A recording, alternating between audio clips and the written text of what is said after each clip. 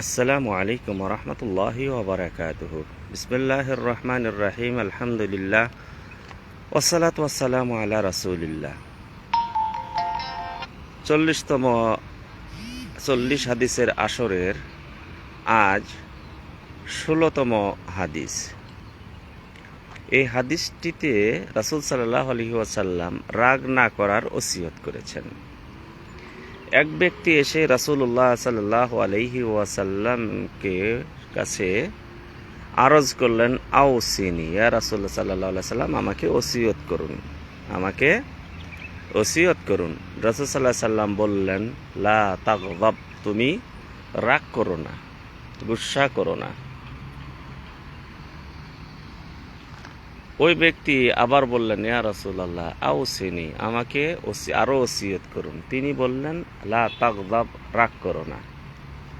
বারবার ওই সাহাবী রাদিয়াল্লাহু তাআলা আনহু ওসিয়ত করার জন্য প্রার্থনা করছিলেন, রাসূল সাল্লাল্লাহু আলাইহি সাল্লামের কাছে আবেদন জানাচ্ছিলেন, আর রাসূল সাল্লাল্লাহু আলাইহি সাল্লাম বারবার বলছিলেন, লা তাগযাব, তুমি রাগ করো না।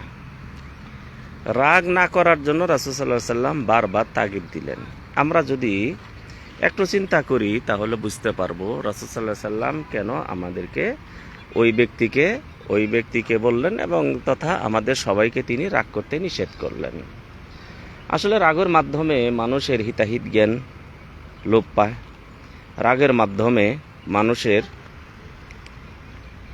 শরীরে অনেকটা পরিবর্তন ঘটে। রাগের মাধ্যমে রক্ত সঞ্চালন বেড়ে যায়। রাগের মাধ্যমে মানুষের মস্তিষ্কে রক্তক্ষরণ বেশি হয়।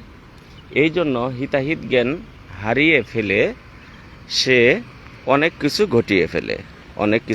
ঘটিয়ে ফেলে। দেখবেন আজকের হত্যাকাণ্ড, আরও যে মারামারি যাই হোক না কেন, এগুলি রাগের কারণেই হয়ে থাকে। আর রাগের কারণে শারীরিক অনেক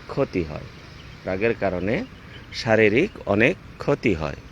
যেমন প্রেশার উঠে যাওয়া, অথবা হার্ট অ্যাটাক করা হতে পারে, প্রেশার বেশি উঠে, অথবা আপনার স্ট্রোক হয়ে যেতে পারে, অথবা ব্রেন স্ট্রোক হয়ে যেতে পারে। কেননা রাগের মাধ্যমে রক্তের সঞ্চালন বেশি ঘটে।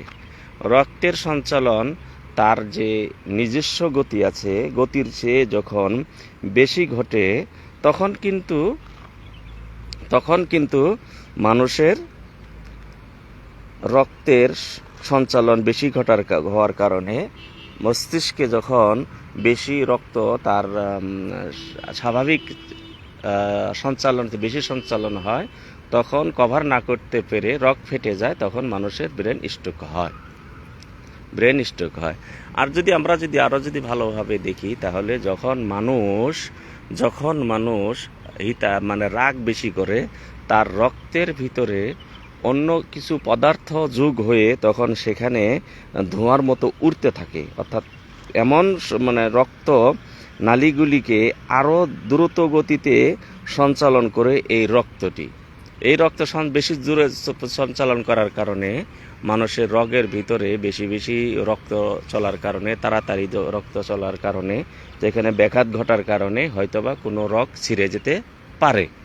এই জন্য হাড়ের যে রগগুলি রয়েছে সেখানেও সমস্যা হতে পারে, এবং মাথার যে আমাদের শরীরে যে পরিচালক কন্ট্রোল রুম, ব্রেন, সেখানেও বেশি রক্ত চলাচলের কারণে সমস্যা হয়ে যেতে পারে।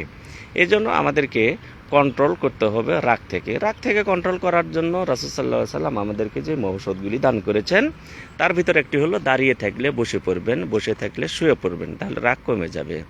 অথবা বেশি রাগ হয়ে গেছে, আপনি অজু করে নেন অথবা গোসল করে নেন। এই যে আপনার শরীরের ভিতরে কিন্তু একটা শক্তি কাজ করছে, একটা আপনার গরম কাজ করছে, এটাকে আপনি ঠান্ডা করে দেন।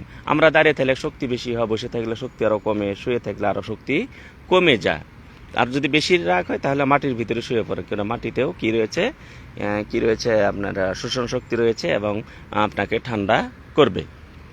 তো এইভাবে আরও যদি রাগ বেশি হয় তাহলে অজু করে আমরা 2 রাকাত সালাত আদায় করে নেব।